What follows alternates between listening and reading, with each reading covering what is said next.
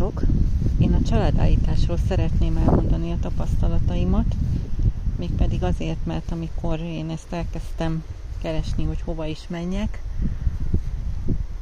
akkor hát ugye próbáltam az interneten tudakozódni, és nem igazán, tehát hogy nem találtam olyat, ami elmondták, hogy ide és ide gyere mondjuk, mert milyen nagyszerű az előadó, illetve aki vezeti a családállítást, de hogy milyen problémákat oldott meg, vagy hogy mi a tapasztalata, azt ugye senki se, hát nem azt mondom, hogy nem meri elmondani, de nem szívesen tárulkozik ki az ember. És pont ezért nagyon nehéz olyat találni, aki, hát hogy mondjam, kompetens. Szóval aki igazán ért hozzá, vagy ugye mindenkinek való el kell kezdeni ezt tanulni, tehát azzal nincs is probléma. Csak szóval mindegy, elmondom az én tapasztalatomat. Szóval úgy volt, hogy nagyon sokat kerestem az interneten, ezt elolvastam, azt elolvastam, videókat néztem. Volt, akinél, mit tudom én, mennyi videó volt, hogy a tanfolyamokon, hogy milyen szuper, meg így szuper, meg úgy szuper, de nem, tehát olyat nem találtam, aki azt mondta, hogy ez volt a problémám, és ez megoldódott, vagy hogyha nem is mondta el, hogy mi volt a problémája, de hogy kézzelfogható megoldást talált valamire, ami az ő életébe foglalkoztatta. És az a lényeg, hogy nagyon sokat, kb. Egy évig kutakodtam szinte csak, vagy fél évig, nem tudom, elég nagyon sokáig elolvastam azt, videókat néztem, könyveket elolvastam, hogy mi ez a családállítás, nem csak úgy hallottam, és akkor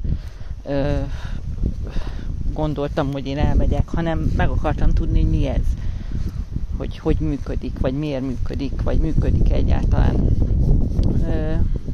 És ugye azt is olvastam, hogy ezzel ártani is lehet igazából.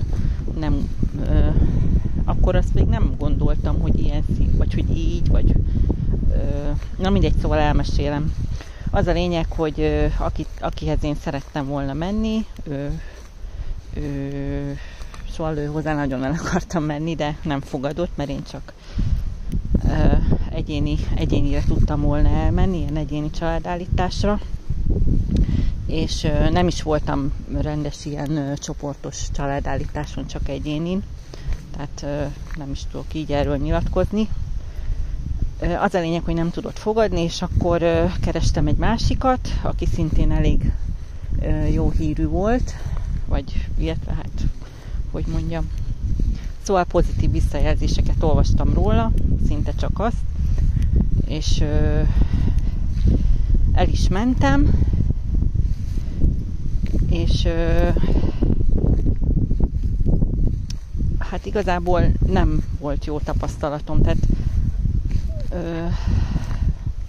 azt éreztem, hogy mintha, tehát ugye egy családállítónak vezetnie kell azt a családállítást, és úgy éreztem, hogy nem volt ura a helyzetnek, mondjuk nagyon rossz állapotban voltam, nagyon sírtam, meg mindenféle rossz dolog volt, de az a lényeg, hogy utána nem voltak jó érzéseim, és úgy éreztem, hogy egy gombóc van a torkomba, és nem akar kijönni, és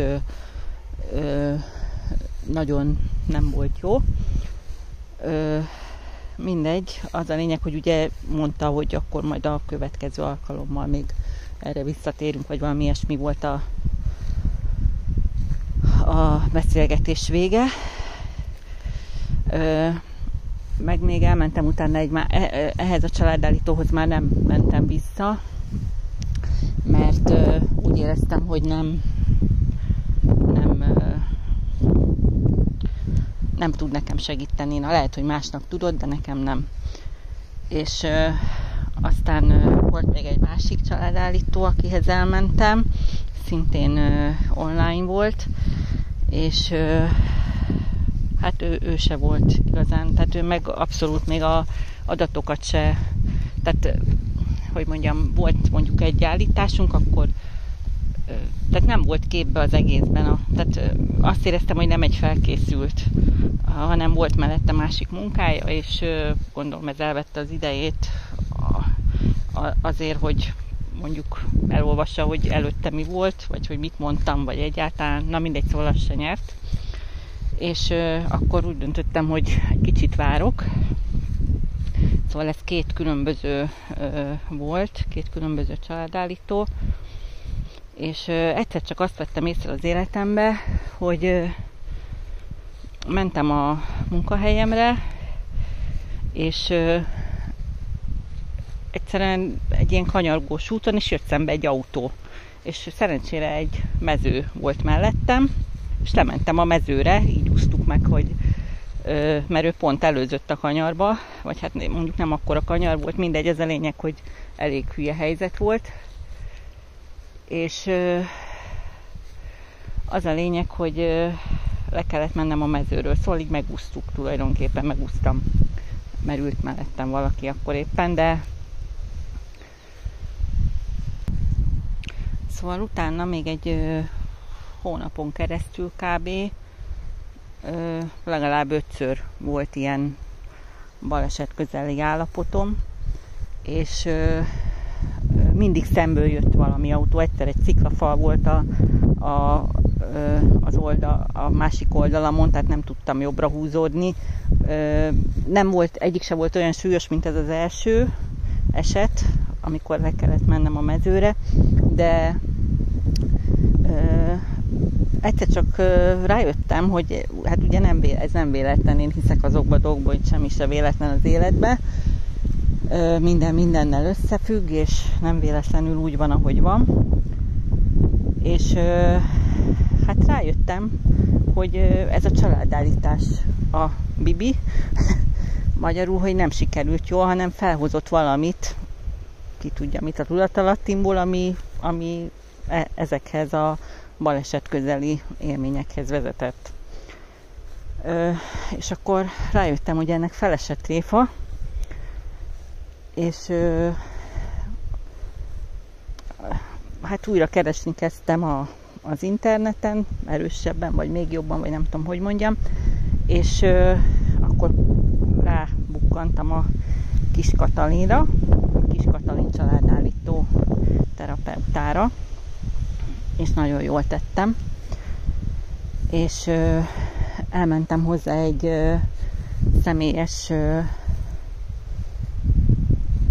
személyes egyéni családállításra, és elmeséltem neki ezt az egészet, és hát ő is, hát hogy mondjam, mi a jó szó rá, ez az jutott eszembe, hogy kiakadt, mert ez jutott eszembe, mert tényleg kiakadt, hogy akkor miért így fejezte be a másik családállító, és miért nem. Tehát, hogy abból a lelkiállapotból, amiben voltam, valószínűleg ki kellett volna hoznia, illetve nem valószínűleg, hanem biztos, mert mondom, tehát egy olyan gombóc volt a torkomba, utána nagyon, nagyon rossz volt, és sírtam, és na mindegy, szóval nem egy megnyugodott vége lett, hanem egy felfokozott rossz idegállapotban voltam utána, na, az az igazság. És ez azt jelentette, hogy nem oldódott ott ki valami. Jó, nyilván ennek a családállításnak is vannak egy keretei, egy időbeli keretei, de nem volt jó, az a lényeg. És amikor itt az egyéni, a Kis Katalinnál voltam, családállításon, akkor ott kiderült, hogy hát elmeséltem neki ezt az egész sztorit, és mondtam, igazából nagyon sok problémám van, vagy volt, most is van, de akkor még több volt, de azt mondtam, hogy ez a legfontosabb, ugye, hogy nyilván, hogyha ilyen szinten vonzom a idézőjelbe vett baleseti helyszíneket, vagy baleseti nem tudom, hogy mondjam, tehát ami balesetre hajlamosít, akkor ott valami van. Na mindegy, és akkor ezen kezdtünk el dolgozni, és hát mondta, hogy igen, megnézzük, hogy akkor én miért akarok meghalni. És végülis már nem emlékszem, tehát magára a családállításra annyira nem emlékszem, hogy ugye ez egy hosszú történet, ott 1,5 óra, vagy nem is tudom mennyi, még több, talán még több is volt. De az a lényeg, hogy amit kirakott, és én nem tudtam, az úgy volt, hogy az egyik volt az élet, szembe a halál, és középen álltam én a bábukból, vagy a papírokból, amit ott kirakosgattunk. Hát nagyon megdöbbentő volt számomra ez a szimbolikus kirakás, amiről ugye nem tudtam nyilván, hogy melyik az élet, melyik a halál, és melyik vagyok én. Csak azt tudtam, hogy odaraktam 3 papírlapot, vagy 3 figurát egymás mellé, vagy még többet is. De ez ott engem annyira meggyőzött, hogy ez már pedig működik, hogy nagyon. Tehát az, hogy ezt tudattalanul én oda kitettem, és ez, mikor fölfordítottuk, vagy amikor mikor fölfordítottuk a lapokat, hogy melyik micsodát jelent, az a lényeg, hogy nagyon, nagyon jó érzés volt utána akkor, ott olyan szinten nagyon boldogságos állapotban voltam, és mármint utána a végén, amikor a véget ért a családállításnak, azóta sajnos nem találkoztam a Katalinnal személyesen, online nagyon többször is, sokszor, és mindig jó volt. Az a lényeg, hogy utána, mégis a tapasztalatomat akartam elmondani, az a lényeg, hogy utána megszűntek ezek a baleset közeli állapotok, ezután az oldás, ezután a családállítás után, és mint mondtam, utána még többször találkoztunk online. Nem minden problémám oldódott meg. Az az igazság, hogy egy idő után nem tudom miért, de úgy éreztem, hogy most is úgy érzem, hogy valahogy nem tudom. Tudom, hogy kéne újabb időpontot kérnem, és valami visszahúz, és nem tudom, hogy mi, ezen még gondolkoznom kell, illetve hát sejtem. De még amit el akarok mondani, az az, hogy nekem hát elég régóta, több éve, minden nyáron nagyon-nagyon dagad a lábam. Tehát ilyen, hát így, hogy mondják, szakszóval vizesedik, vagy ilyesmi. És hát ez megszűnt, ez idén nyáron volt először, hogy nem dagadt úgy, vagy nagyon-nagyon dagadt régebben, tehát ezelőtt pár évvel is még. És ez megszűnt, pedig ezt, mint okot nem is említettem. Amikor fölírtam magamnak egy papírra, hogy miket kéne megoldani, oda fölírtam ezt a dolgot, de magára erre nem volt családállítás, tehát erre a problémára. És ez biztos, hogy azért szűnt meg, mert semmilyen gyógyszert nem szedek. Anyukámnak is nagyon, meg is a nagymamámnak is mindig nagyon dagadt a lába, és anyukámnak is sajnos. Na mindegy, most ez volt még, amit el akartam mondani, és még egy dolgot, hogy a Ikertörténetek című könyvet olvastam, még mielőtt belekezdtem ebbe az egész családállításos dologba, és hát ott amiket leírnak arról a dologról, hogy az ikervesztett gyerekek, ugye, vagy embereknek milyen tulajdonságai vannak, elég sok rám illett, és azt gondoltam, hogy lehet, hogy én is az vagyok. De ez nem igazán jött ki így a családállításba. Amíg nem egyszer csak a munkára állítottunk, mert én mindig sajnos a munkahelyeimmel elég hadilábon álltam, és mindig volt, hogy 2 hét után nagyon sok munkahelyem volt egész életemben.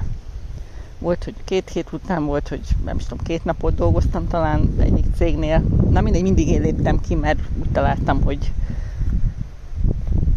ez nem az, és nem akarok kompromisszumot kötni. Mindegy, ez most egy másik történet lenne. Az a lényeg, hogy pont a munkával kapcsolatban volt egy ilyen állításunk, és akkor egyszer csak mondta, hogy akkor már nem is tudom, hogy volt. Valakit oda tett, és hogy mit érzek vele ezzel kapcsolatban. Ugye egy ilyen lapot, vagy nem tudom, illetve hát online volt egy ilyen ábrán, hogy mit érzek, és akkor már nem emlékszem, mit mondtam pontosan, hogy nagyon szeretem, és nem akarom elengedni, vagy valami ilyesmi, vagy nagyon szeretem, csak az volt. Mindegy, kiderült, hogy nekem is van egy elvesztett ikertestvérem, és akkor nagyon-nagyon sok minden megvilágosodott az életemben, amikor ez kiderült. Nagyon sírtam. De nagyon érdekes volt, mert ugye én olvastam ezt a könyvet, és akkor azt gondoltam, hogy lehet, hogy van, és sokáig foglalkoztam ezzel a gondolattal igazából. És akkor amikor így állítottunk erre a munkára, a családállításba, és kijött ez, hogy annyit mondta, mindig is mondott, már nem tudom, hogy mondta, valahogy hirtelen mondta, hogy akkor köszöntsd az ikertestvéredet, vagy öleld meg, vagy már nem tudom, hogy mi volt az a szó rá, és akkor, tehát így gondolkozni se volt alkalmam, és úgy kitört belőlem a sírás, hogy nagyon. És hát ezután az állítás, most is majdnem sírok, ezután az állítás után hát nagyon boldog voltam. Nagyon-nagyon, nem tudom elmondani mennyire. És úgy volt, hogy hát utána nagyon sok hálás köszönetet mondtam a Katinak, és nagyon, hát most is nagyon hálás vagyok, és mondom, most is sírok szinte, pedig ez már nem most volt, hanem szinte egy éve szerintem már, vagy már több is. És akkor világosodott meg, hogy amikor ugye itt az ikervesztettekre, hogy mennyire érvényes az hogy nagyon ragaszkodnak emberekhez, és minden kapcsolatukban, nem csak párkapcsolatban, hanem baráti kapcsolatban is, ha mondjuk elválnak mondjuk a barátjuktól, tehát a barátjuk, vagy hogy mondjam, például én a barátnőmtől, akkor azt nagyon nagy veszteségként élik meg, és én, amikor volt egy nagyon-nagyon jó barátnőm, szinte lelkitársak voltunk, illetve most is úgy érzem, bár most nagyon eltávolodtunk már egymástól, ez már nagyon régen volt, de akkor jött az iskolába egy új tanuló, és hát ők nagyon jóban lettek, és akkor nekem ez nagyon sokat sírt. Tehát úgy éreztem, hogy elvesztettem őt, mint egy másik felemet, és valószínűleg ez is azért volt, ez az ikervesztés miatt. Na mindegy, és hát amikor a Katinak megköszöntem, akkor én mondtam neki, hogy érdekes, hogy ugye én mikor 18 éves voltam, akkor a vállamra tetováltattam egy delfint. Nem tudtam, hogy nagyon szerettem, imádtam, hogy én mindig, hogy olyan cuki, meg nem tudom, tehát, hogy nagyon-nagyon cuki, és mindegy, oda tetováltattam egy delfint, ez a lényeg. És amikor olvastam ezt az ikertörténetes könyvet, akkor már tudtam, hogy illetve hát ott olvastam, hogy ugye az ikervesztetteknél, amikor az első trimeszterben, vagy hogy vesztik el ezt az ikret, amikor még nincsen kifejlődve a lába, meg a keze, meg ilyenek, akkor inkább ugye, mint egy halra hasonlít na mindegy, és valószínűleg ezért van ez a delfinek iránti ragaszkodásom, és a férjemnek is mindig delfint vettem ajándékba, és amikor ilyen plüss delfint, és akkor mikor elszakadt, akkor egy másik plüss delfint, utána egy harmadik plüss delfint, és na mindegy, erre is rávilágított ez, hogy ez se véletlen, hogy mennyire nem vagyunk tudatában annak, hogy miért választunk, vagy mit választunk, és szóval hihetetlen, hogy amikor ez így megvilágosodott előttem, hogy Atya Úristen, ez a delfin, ez hihetetlen, hogy én 18 évesen ezt varadtam magamra, és hogy eznek jelentése van, nem is kicsit. tudom, hogy most sok ember, igazából a férjem se hisz nekem, meg a gyerekeim se, de én abszolút hiszem ezeket az összefüggéseket, és mióta megszűntek például ez a baleseti szituációk, szinte rögtön, tehát ahogy volt ez a Katinál, ez a családállítás, szinte rögtön megszűnt. Tehát, és előtte mondom, tehát egy hónapon keresztül legalább, nem akarok hazudni, de 5 alkalommal biztos volt egymás után különböző szituációkban, nem olyan erős, mint az első, de volt. És ezt akartam még elmondani, hogy azt mondtam, hogy most valahogy úgy érzem, hogy nem tudok időpontot kérni, valami visszatart, valami visszafog. És valószínűleg azért, mert az utolsó családállítást úgy kértem, hogy az anyagi helyzetre, mert hogy én gazdag akarok lenni. És hát ott mondta a Kati, hogy hát ez nem úgy van azért, mert hogy mire akarom én azt a pénzt költeni, és stb.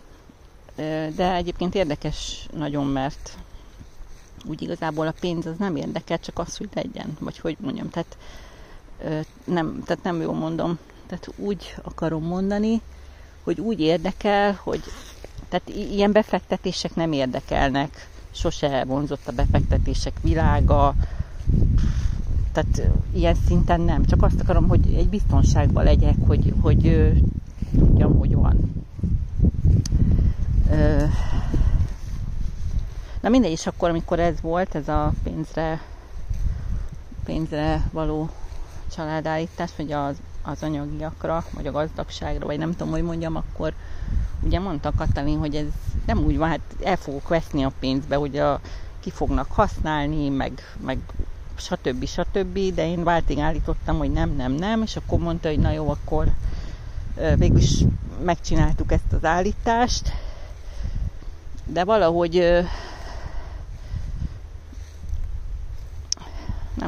nem tudom, szóval ez azóta valahogy nem tudom. Tudom, hogy kéne időpontot kérnem, és valószínűleg fogok is, mert most van egy problémám, ami eléggé nyomja a lelkemet, de szóval valamiért ezt ki kell találnom, hogy miért nem akarom fölhívni, vagy nem is az, hogy nem akarom, mert akarom, tehát fizikailag akarom, csak nem hisz rá a lélek, hogy nem tudom, hogy mondjam ezt.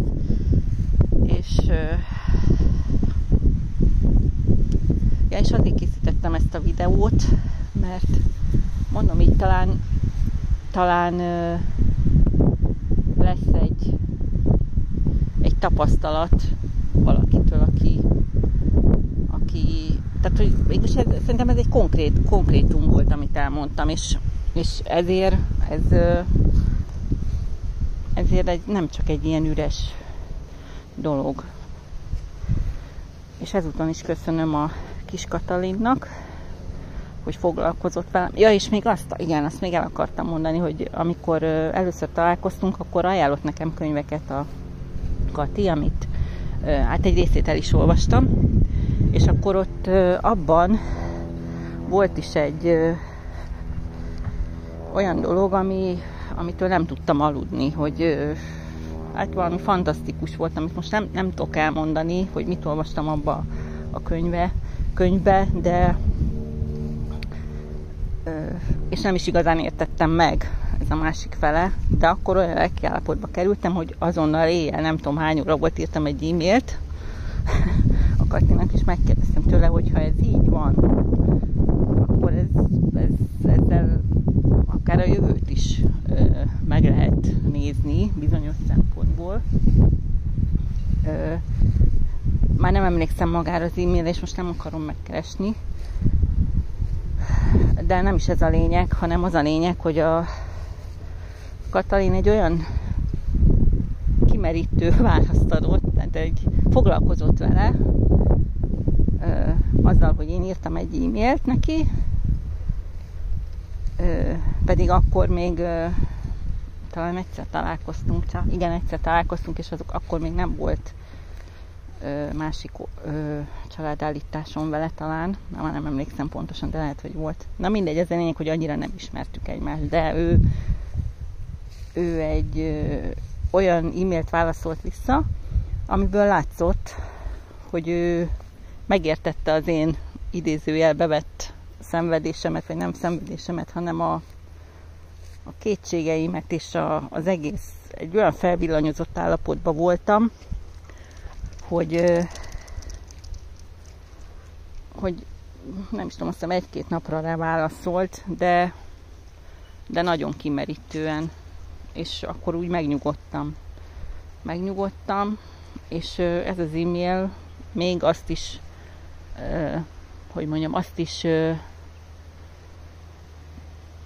megerősítette, hogy jó kezekbe vagyok.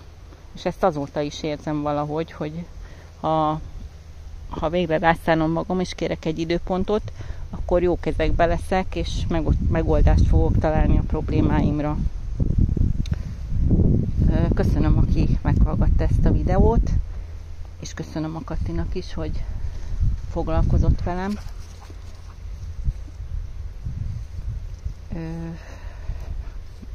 Remélem sok ember fog rátalálni erre, és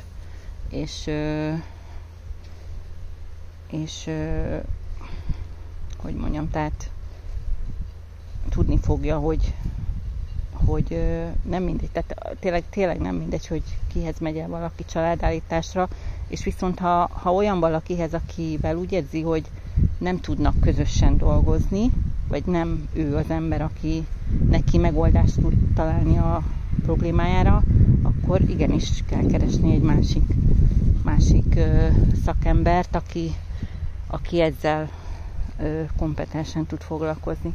Köszönöm szépen, sziasztok!